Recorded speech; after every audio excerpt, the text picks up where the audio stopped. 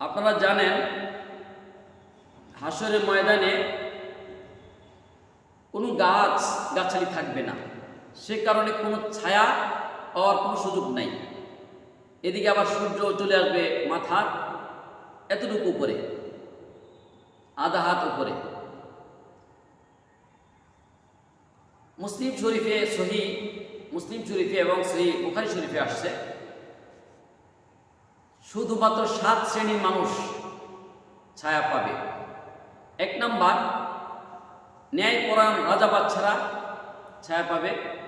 2 number, যেই যুবক যুবতীরা আল্লাহর ভয়ে নামাজ পড়ে, রোজা রাখে, ইবাদত করে। 3 নাম্বার, যেই ব্যক্তি আল্লাহর ভয়ে নীরবে নিস্তব্ধে কান্নাকাটি করে, সুবহানাল্লাহ।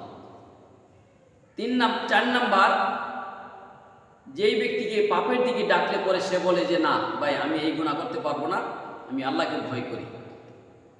5 নাম্বার, যেই ব্যক্তি আল্লাহর জন্য মানুষকে ভালোবাসে, সুবহানাল্লাহ, কোরআনের জন্য মানুষকে ভালোবাসে, ইসলাম ধর্মের জন্য মানুষকে ভালোবাসে। 6 নাম্বার, যেই ব্যক্তি অত্যন্ত গোপনে মানুষকে সাহায্য করে, সুবহানাল্লাহ সুবহানাল্লাহ। 7 নাম্বার,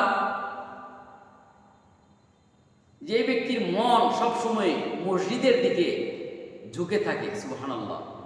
মসজিদের প্রয়োজন কেমনে সারা যাবে, মসজিদটা কেমনে ঠিক করা যাবে, মুসল্লিদের কষ্ট হচ্ছে, কষ্টটা কেমনে লাঘব করা যাবে, এই যাবতীয় বিষয়ে মসজিদের দিকে যার মন ঝুঁকে থাকে, এই 7 শ্রেণীর মানুষ হাসরের ময়দানে ছায়া পাবে।